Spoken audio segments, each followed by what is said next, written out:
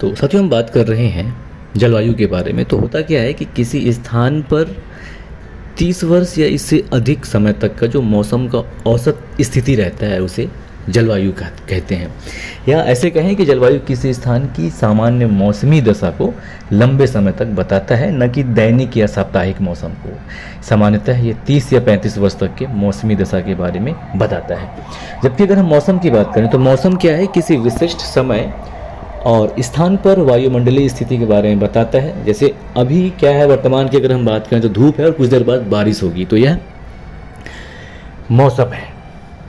और मौसम जो कि हर बार बदलता रहता है कुछ देर में, कभी धूप है कभी छाँव। ऐसा जैसे हम सब कल्पना करें कि दिल्ली की अगर हम बात करें, दिल्ली में दिन में अगर धूप है तो हो सकता है कि आसाम में उस समय बारिश हो रहा होगा, या कुछ भी, मतलब दोनों जगह सेम नहीं हो सकता, ये मौसम हो गया।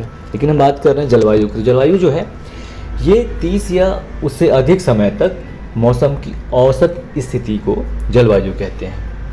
अब पृथ्वी की अगर हम बात करें तो पृथ्वी पर जितने क्षेत्र हैं तो विभिन्न क्षेत्रों की जलवायु जो है अलग अलग होती है, जो कि पर्यावरण, कृषि और मानव गतिविधियों और जीवन के विभिन्न पहलुओं को प्रभावित करने का काम करता है। भारत के संदर्भ में अगर हम बात करें तो हमारे देश भारत की जलवायु जो है यह उष्णकटिबंधीय मानसूनी है। इसका मतलब ये हुआ कि देश भर में शुष्क और आर्द्र मौसम के साथ साथ अलग अलग ऋतुएं होती हैं।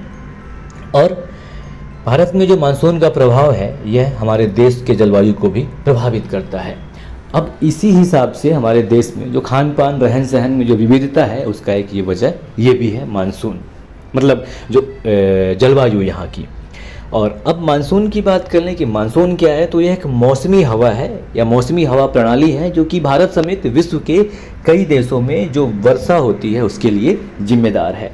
और ये जो मानसून शब्द है यह अरबी भाषा के शब्द मौसिम से निकला है, जिसका मतलब होता है मौसम।